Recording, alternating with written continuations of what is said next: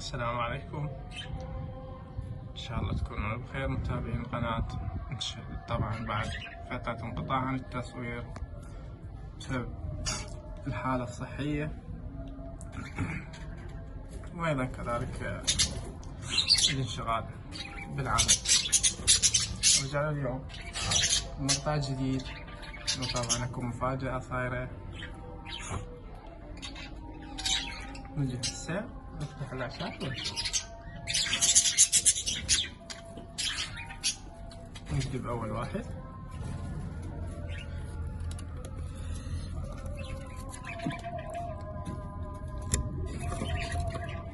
هنا جاي نجهز بعد لحد هنا ماشي.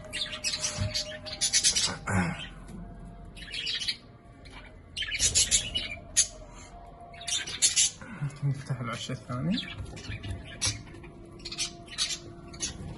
ايضا ماكو شي، طبعا العشاء شوي تعبانة اللي وانا السنة ما شفتها، يعني كتجهيز محمية وهاي تصير تكاليف هواي ما اشتغل. هنا عندنا المفاجأة كبيرة. نجي هسه نشوفها بالضبط.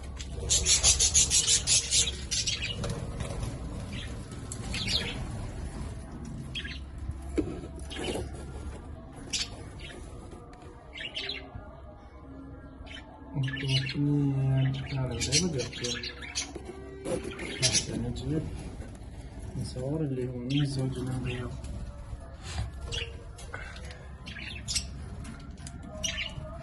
هذا شنو الوضع؟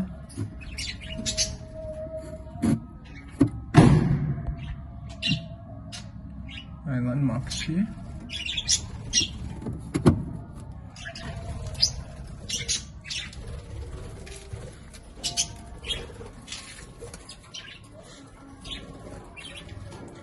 طبعا حبايبي اللي بيضة هذا الزوج الفوق اللي هي هاي دماغها جرمو، هي عادية غير عادي بس امها جرمو.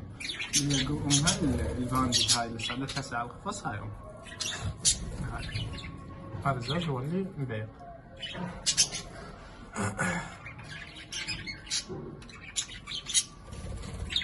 طبعا نتاجهم المتوقع اما كافت او كريست او تك وردة وردات ضعيفة، واحتمال تنطيها جرمو وردات قوية لأن الطير تحمل دماغها جرمو ما تقدر تنبه بها. وطبعا باندت أكيد إنتاجها باندت راح يكون. تبقى شنو عملية تخصيب إذا كان البيض مخصب أو لا. كل هذا إن شاء الله راح نشوفه. إذا بدينا نفحص البيض بعد فترة أسبوع من وضع البيض راح نبدي نفحص البيض ونشوف إذا كان هناك تلقيح في البيض أو ما. هنا جاي جاهزة لحد هسه ما وضع. ذولي اثنيناتهم حلة طلعوا. أنا احتمال أبيع واحد أو أعوفهم أو أبيعهم لحد هسه ما مقرر. هنا أيضا الزوج رينبو جاي يجهزون وحازين بيت اللي داخل الأخير اللي وراهم. إن شاء الله ننتظر ونشوف شنو الإنتاج اللي راح ينطونا. طبعا صار تأخير بوضع البيض لأسباب عديدة وشرحتها أعتقد بالمقاطع السابقة، اللي هو يعني المكان جديد، تحويل جديد لهذا المكان، هاي المحمية أقصد. طبقات كلهن جديدة، يعني ما عندي الطيور من العام مزاوي، يعني صارت عندي حالات إنه النفية ماتت منين. لا نفية ماتت فحل أنا بعته. عندي طيور هم متوالفات بعتهم، لأن تعرف واحد لازم يزكي الطيور ياخذ الأفضل عنده. من ضغط هاي الباندل طبعا صار عندي نقص إناث، فاضطريت أبقى هاي الباندل، وبما إنه هي تحمل دماغها جابو ما راح يتأثر ذاك التأثير. طبعا راح يصير عندي فرق بالإنتاج، مثل ما قلنا اللي هي راح تنطي مثلا شاف أو كيس أو تك وردة أو وردات ضعيفات، واحتمال وردات قويات عندي.